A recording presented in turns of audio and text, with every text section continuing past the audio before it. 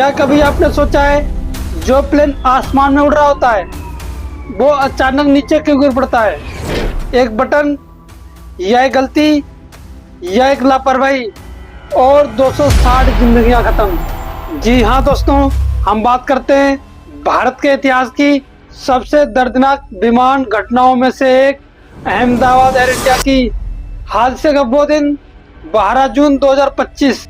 नमस्कार दोस्तों, 12 जून की सुबह फ्लाइट AI 171 जो अहमदाबाद से लंदन के लिए उड़ान भरती है, बोइंग 787 ड्रीमलाइनर, यानी वो विमान जिसे दुनिया सबसे सुरक्षित मानती है। लेकिन उड़ान भरने के ठीक 30 सेकंड बाद अचानक सब कुछ बदल जाता है।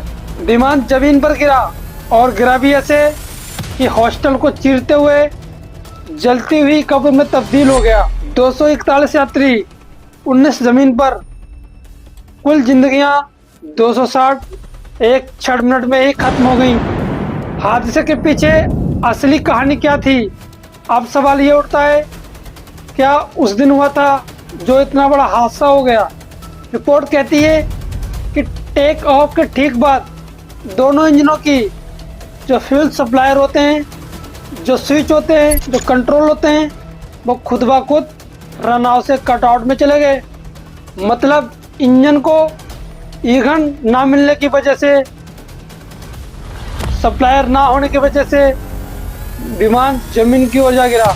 लेकिन सच्चाई ये थी जो छुपाई जा रही है, क्योंकि ब्लैक बॉक्स में कुछ ऐसी अजीबोगरीब घटनाएं और जिन्हें सुनकर आपकी रूह कांप जाएगी। एक पायलट दूसरे पायलट से कहता है, तुमने स्विच क्यों बंद किया? जवाब आता है, मैंने नहीं किया। यहाँ पर तो किसी की गलती से ये हुआ है, या फिर सिस्टम में कोई गड़बड़ी थी। लेकिन रिपोर्ट कहती है तकनीकी खराबी नहीं मिली।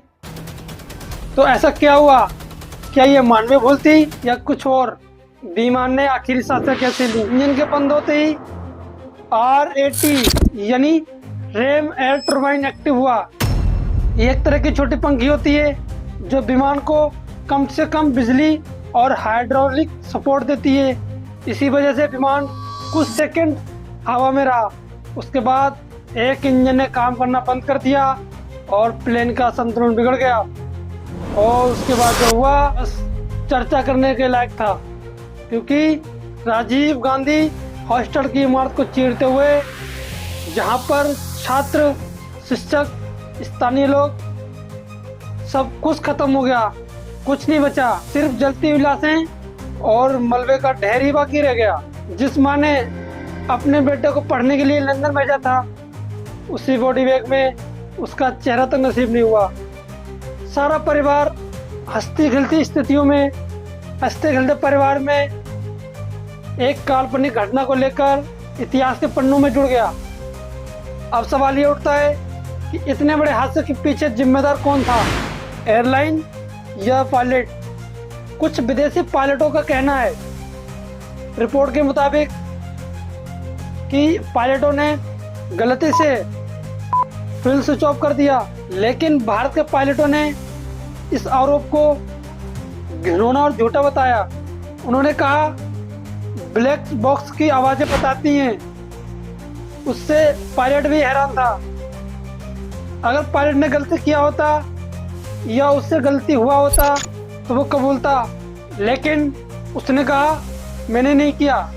अब असली सवाल यह है कि अगर पायलट ने स्विच ऑफ नहीं किया तो किया किसने? क्या यह टेक्निकल फॉल्ट था जिसे बोइंग छुपा रहा है? क्या 260 लोगों की मौत सिर्फ एक स्विच की वजह बन गई? क्या कोई एयरलाइन गैर जिम्मेदारी हो सकता है? अब इस बात को लेकर आम जनता बहुत ज़्यादा परेशान है कि ऐसे कई हमारे हादसे होते हैं, और उन हादसों की फाइल थोड़े दिन तक सोशल मीडिया पर चलती है। 7 दिनों 8 दिनों तक सोशल मीडिया पर बराबर चलता है। उसके बाद धीरे धीरे वो सारा कुछ बंद कर दिया जाता है। कोई काल्पनिक घटना के लेकर उसको इतिहास में जोड़कर उसके फाइल को बंद कर दिया जाता है।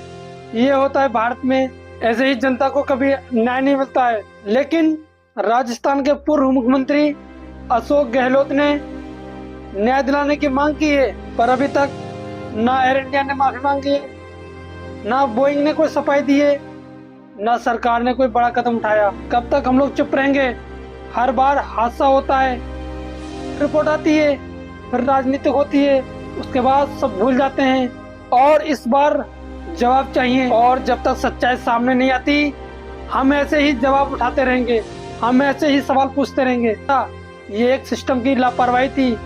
मैं आपसे कहता हूँ, अगर आपको लगता है सच को आवाज मिलनी चाहिए तो इस वीडियो को ज्यादा से ज्यादा शेयर करें, ताकि हर मोहल्ले, हर गली में यही आवाज गूंजे।